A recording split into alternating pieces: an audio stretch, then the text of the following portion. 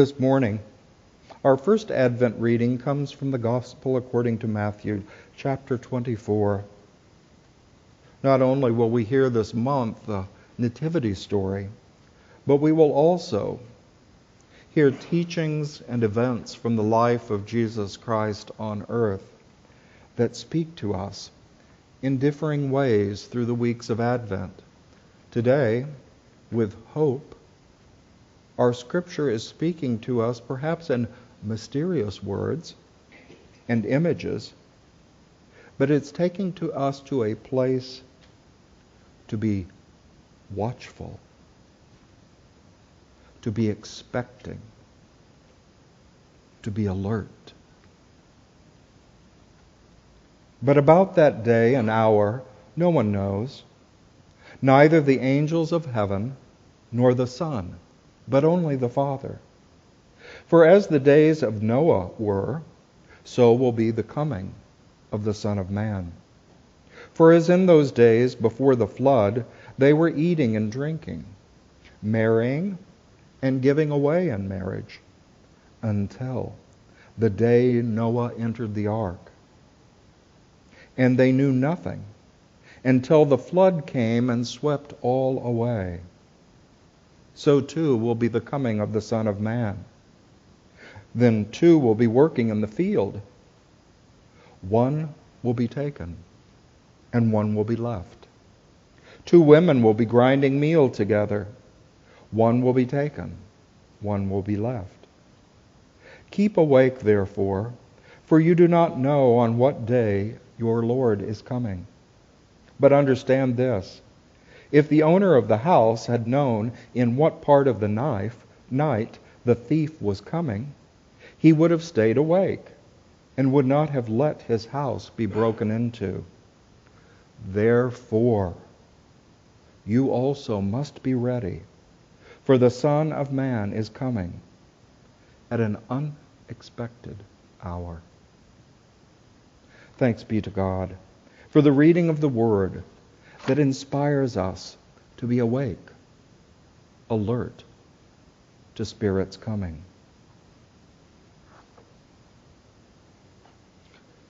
Well, here we are in a busy week standing between Thanksgiving and the beginning of the Advent Christmas season.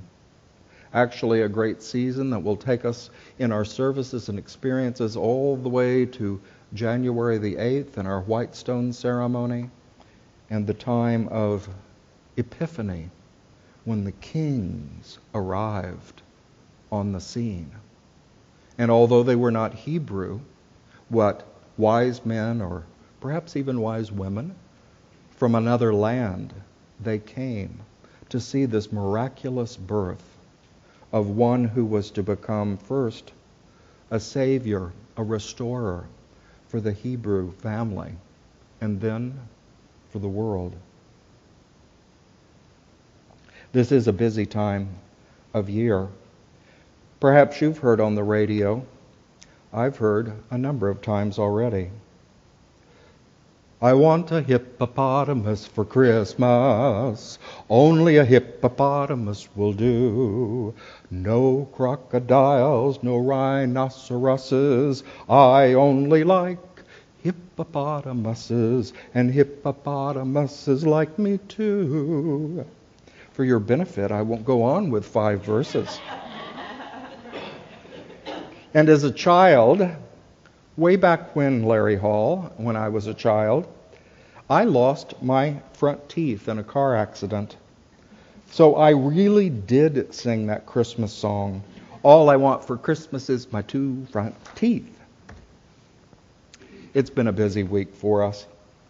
And already all of the shopping, the commercialism, and yes, the songs on the radio have begun. And even here at church, if you were here Thursday, we had a wonderful Thanksgiving meal, and then the very next day our volunteers got together and it was time to transform our church environment for Christmas time. This is the first Sunday of the church calendar in the Christmas tradition. It means in the Christian tradition, the first Sunday of Advent is the beginning of the entire year. It's the church's New Year's Day, if you will. Somewhere between the mysteries of this image of the Holy Birth and the wishes of children for teeth and hippopotami, we will find our own individual experience of Christmas. As the 17th century mystic Angelus Silesius described the Holy Birth, if Christ were born in Bethlehem 1,000 times, and not in thee thyself, then thou art lost eternally. Or as I like to paraphrase it, one loses sense of one's eternal nature as a spiritual creation of God. Now, if we desire a more significant Christmas experience than shopping malls, holiday parties, or children's hopes for toys, then we're going to have to take a trip. Oh, we don't have to leave the lake area. Don't worry about that. We can journey in mind. What Unity co-founder Charles Fillmore called mind movements. He described that as the evolving or developing ideas in our mind. Now, the tradition of Advent has grown in popularity in recent years. I did not grow up in the church with it. I grew up in the Baptist church. But even after years of obscurity, I'm now finding Advent calendars being stocked in a wide variety of stores. From Target to many other stores are carrying Advent calendars again. Those wonderful calendars where you open a little door each day to find an image, sometimes a candy, sometimes a little toy. But it's encouraged children to watch the progression of days leading up to the holy day of Christmas on December 25th. But we must ask ourselves, for ourselves, what meaning does the Advent season hold for generation after generation? We might say, what's it all about? The candles that we light on the Advent wreath or candle stand represent the ideas we are lighting within our souls during this season in order to prepare us for the spiritual birth of the Christ ideal, the Holy Child, within us at that time of Christmas. Actually, the turning of Christmas Eve at midnight into Christmas morning. To truly experience the Christmas mystery, we must enrich our hearts and minds with qualities or moods that create the possibility of birth.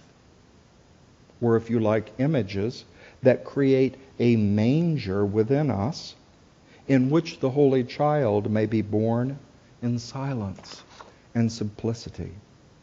We may even say, in the darkness.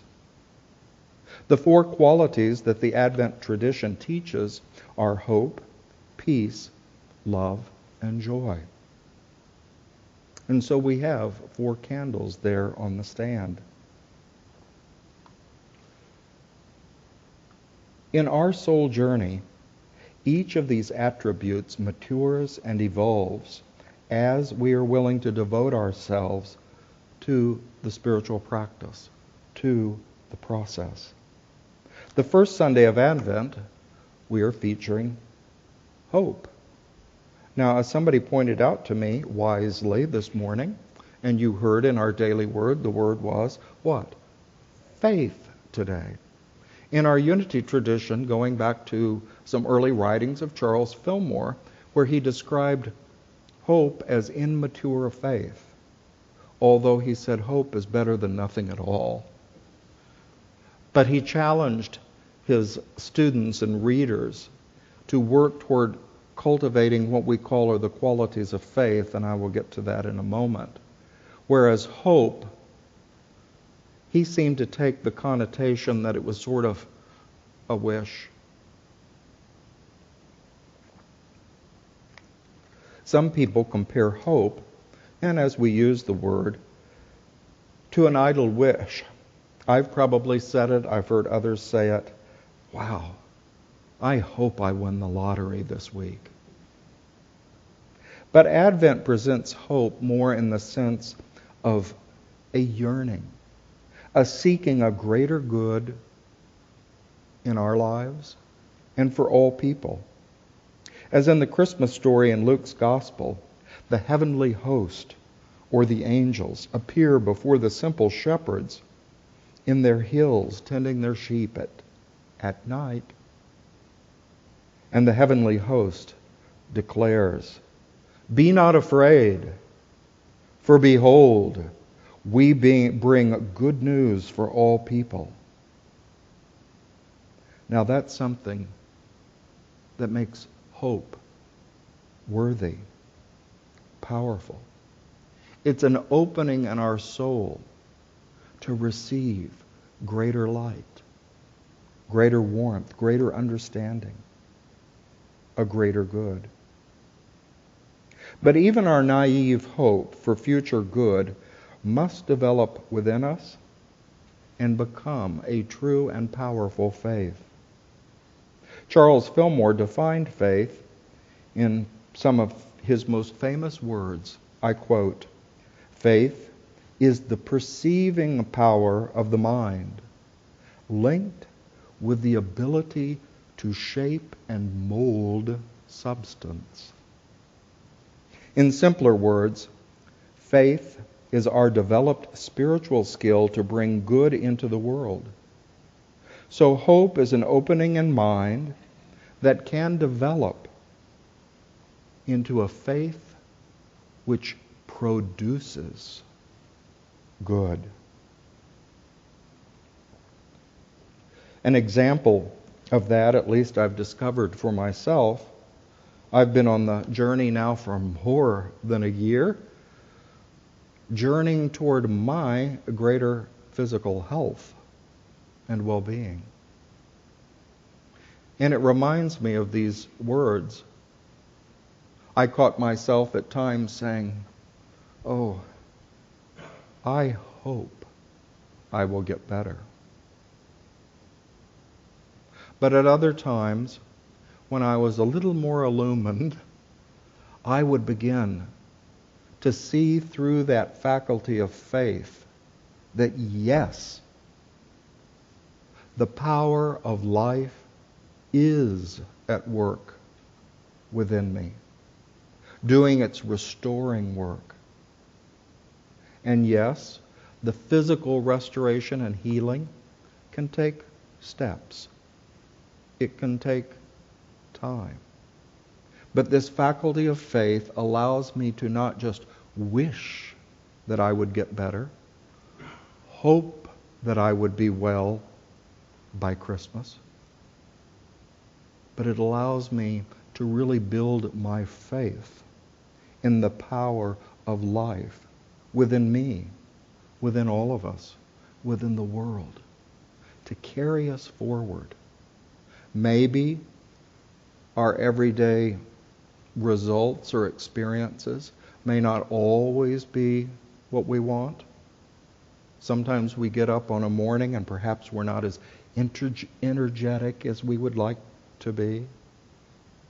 But we can still behold with faith that life is taking us in a progressive way forward, even when, as some of our friends have, passed through the gate of death, leaving this physical world for a spiritual world. Life is still carrying them forward. So our first soul steps on this Advent journey to Christmas requires us to hope, to yearn, to seek, until we behold what Paul described to the Colossians and Charles Fillmore called Paul's words the most important words in the Christian scriptures. They are Christ in you, the hope of glory. Our hope will naturally grow into a mature faith if we give attention to the processes of our soul and truly want the greatest Christmas gift, God's best, the Spirit Son, the ideal of life, the Christ. The formula for us to follow is to begin with that simple hope for greater good, to maintain an expectancy of good, and to be receptive and willing to nurture or cultivate the good as it appears. It's an image or a process sort of like the archetypal mother. She hopes for the child. She becomes pregnant or expecting. And she nurtures the child that is born. Now, I am trusting that not all of us are going to become pregnant this Christmas season. But we can all experience the same progression as I've described it. That yearning, that hope. Secondly, the expecting, holding that vision. And then third, nurturing the little steps, the little births along the way. That's a creative process that each one of us can use to increase the good, the well-being of our lives. Or we can choose to focus all of our attention upon the little things we don't like about life, or perhaps big things that we don't like. Christmas, Advent, is encouraging us, and here's a mystery. Here is this great encouragement of growth and development. When is it being revealed in the church year? In the middle of winter. When the outer world is coldest and darkest, and perhaps we may shiver and may feel a little bit old, perhaps in years. That, when we need it most, is when the church, when spiritual truth, is encouraging us to follow this sequence of growth, this sequence of birth. So I invite you now to join me in a time of meditation. And through poetic verse, and of course, a denial of the lesser and an affirmation of the greater, we will create inner images. And you can hold these images throughout the Christmas season. Return to them in your times of silence, or perhaps when you're just falling asleep as your head hits the pillow. Call forth one of these Advent images. You know, in that way you will take it into sleep. You will take it into that sacred holiness of sleep, where it will do inner work. By faith, you can be sure that it will do work within you. So I invite you to close your eyes.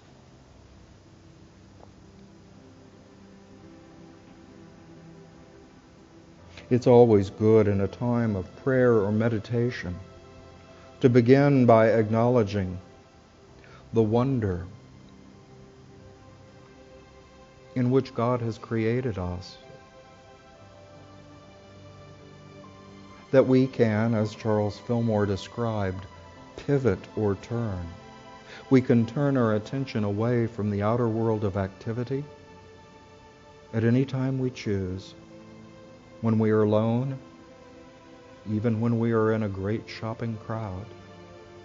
We can turn our attention within to the inner, realities. The spiritual realities that are not seen by the physical eye, but are beheld within the soul.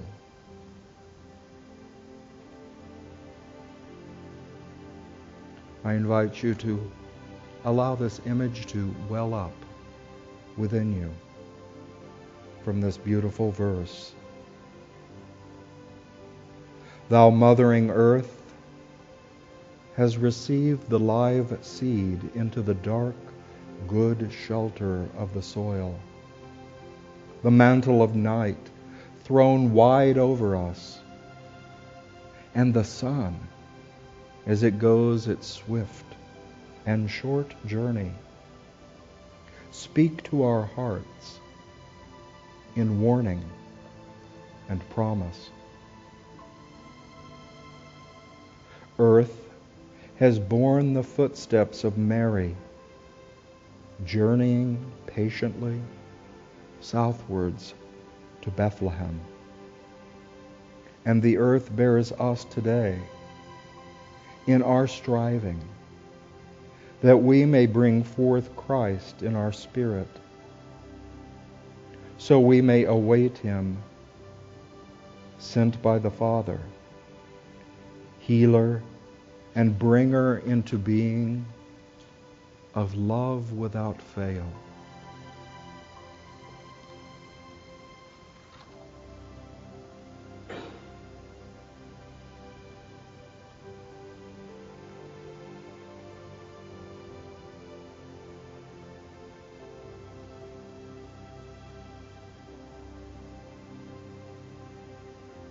Inwardly, we allow our attention to rest upon this Advent image,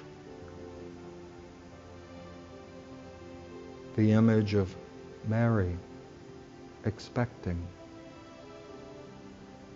and Joseph guarding and guiding her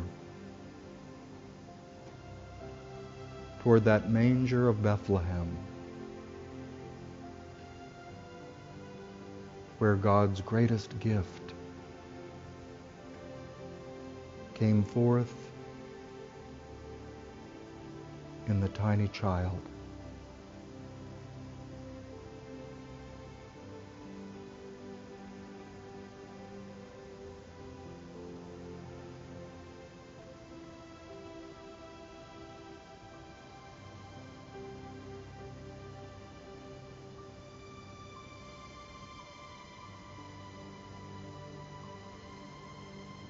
We let this image of an event 2,000 years ago speak to our heart and mind.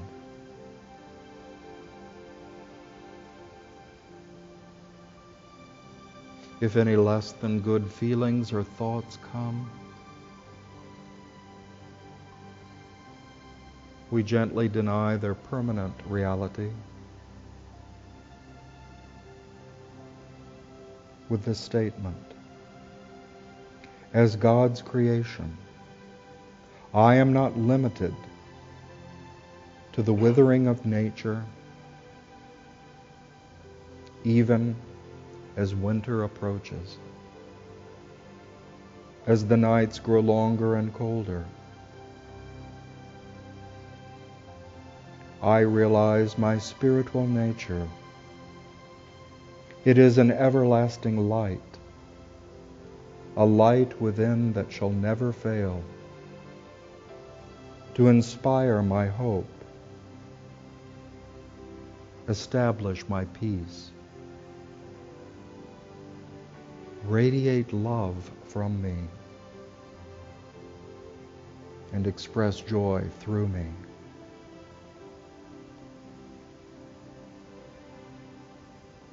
With great expectation, I wait and hope for the birth of the Holy Child.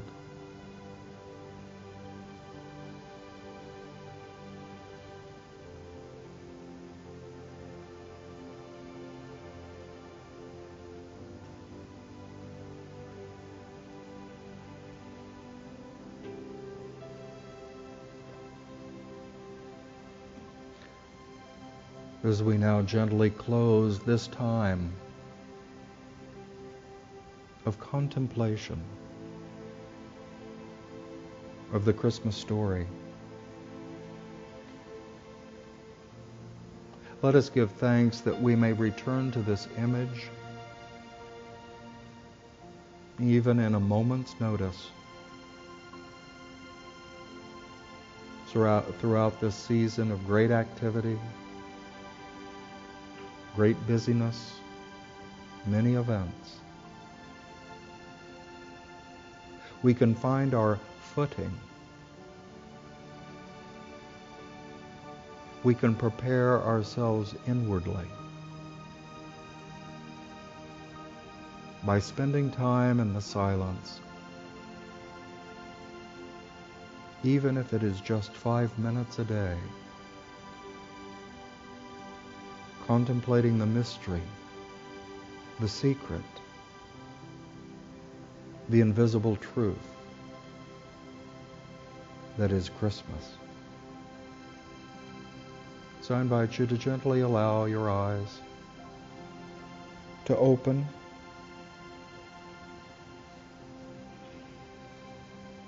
And as we prepare to close our service, I invite you to be present next Sunday as we continue this journey, as we light the candle of peace, and we contemplate what Jesus meant by the words, "I give you my peace, not as the world gives do I give, but I give you my peace." And so it is, and we are grateful.